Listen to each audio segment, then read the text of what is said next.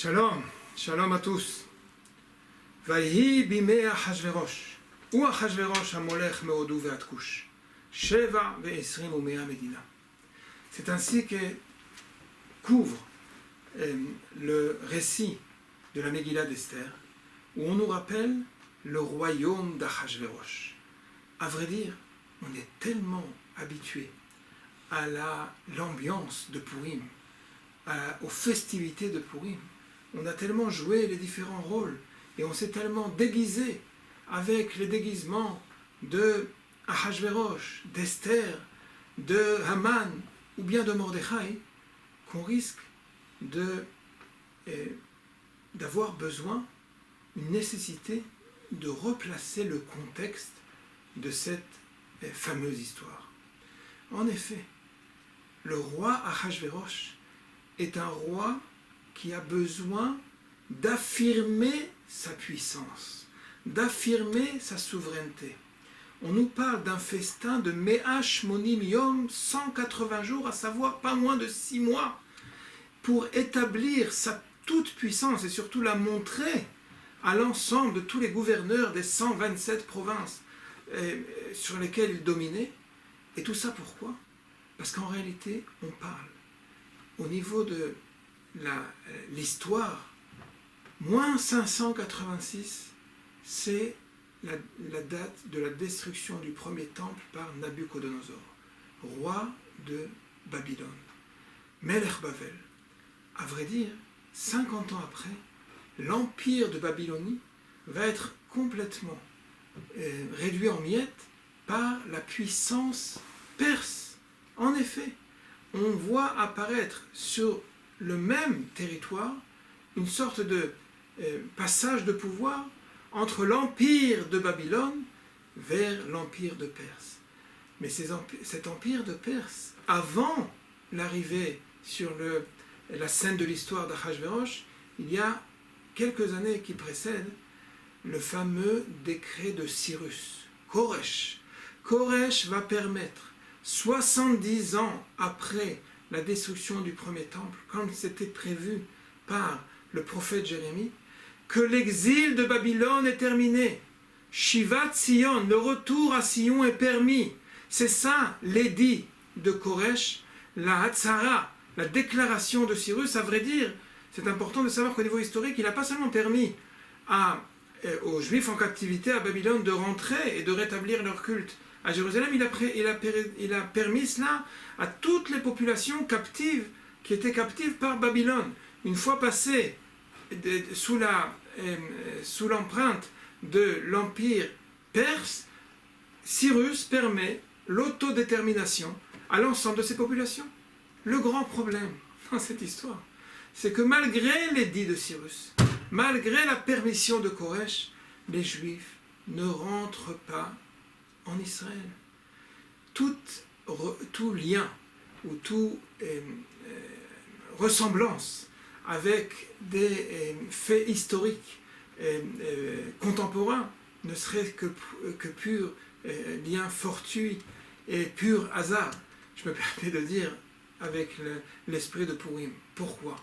Parce qu'à vrai dire, non seulement les Juifs ne parlent pas, mais les Juifs vont participer à la grande représentation de force, le défilé de la force d'Achashverosh en prenant part à son festin.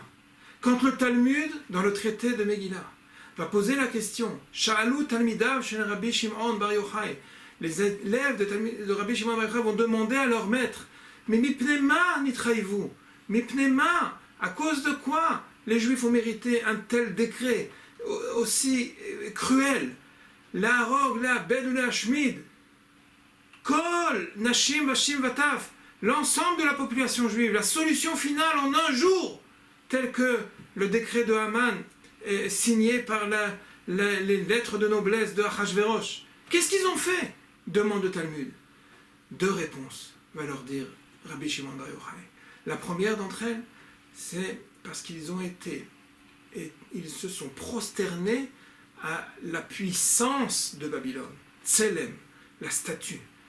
La deuxième réponse, c'est de dire parce qu'ils ont pris profit, ils ont profité Misaudat Otoracha, de ce festin qui apparaît au tout début de la Megillah.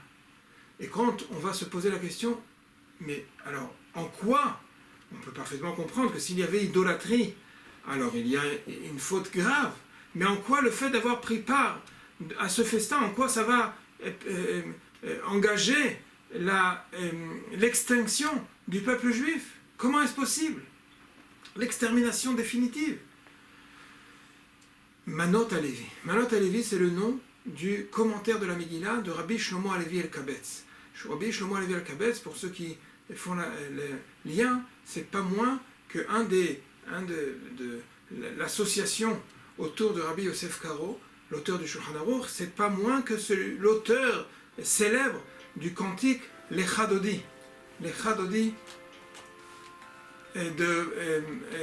qu'on chante à l'entrée de Shabbat.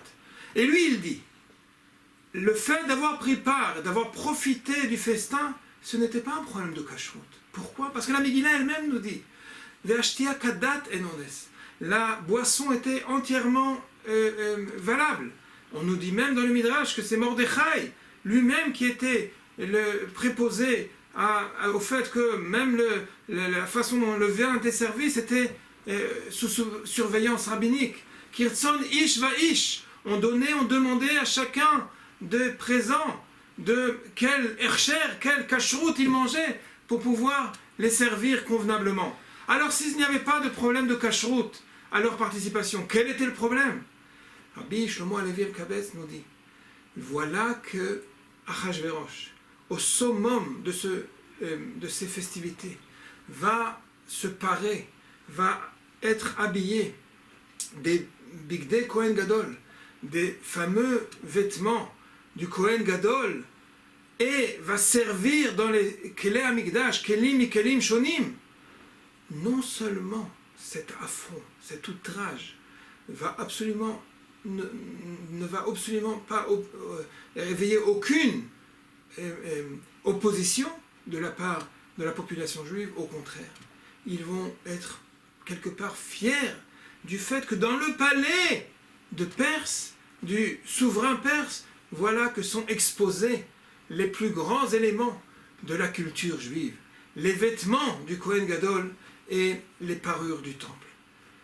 Cette catastrophe est au début du récit de la Megillah, et c'est ce qu'en réalité va leur faire valoir le décret d'extermination. Quand on fête Purim, on doit comprendre que les Juifs avaient pris l'habitude, on parle simplement de 70 ans, moins de 100 ans d'exil, ça leur a suffi déjà pour refuser le retour en Israël. Quand on a à affronter, lors de la destruction du deuxième temple, 2000 ans d'exil, on comprend à quel point le retour en Israël, le rétablissement de la souveraineté juive sur la terre d'Israël, combien c'est une raison pour fêter et pour être heureux de faire partie de ce processus-là. Alors, mes chers amis, il faut comprendre que quand on va fêter Purim, on va fêter bien évidemment le fait d'avoir été sauvé miraculeusement. Mais quand le traité de Megillah va demander pourquoi on ne réciterait pas le Hallel à Purim, pourquoi on ne récite pas le chant de remerciement à Kadosh Baruch Hu, la réponse est cruelle. C'est parce que même une fois que leur vie a été sauvée, ils vont rester encore à Kate Avdei Achashverosh, ils vont rester encore soumis à la souveraineté d'Achashverosh, à la souveraineté de ce roi de Perse. Ils vont décider de ne pas partir. Morav et Rabotai, mes chers amis, c'est l'occasion maintenant, on va parler également des vêtements du Kohen Gadol dans la paracha de cette semaine, la paracha de Tetzavé. Et on va parler bien évidemment de la célébration de Purim. C'est l'occasion pour moi de vous souhaiter une très bonne fête de Purim, de vous souhaiter également Shabbat Shalom, et de comprendre à quel point on doit faire retentir la signification de cette célébration de Purim, Bayamim Haem, Bazman Hazeh, comme on a eu à l'époque de Purim, mais également pour nous aujourd'hui. Shabbat Shalom et Purim Sameach.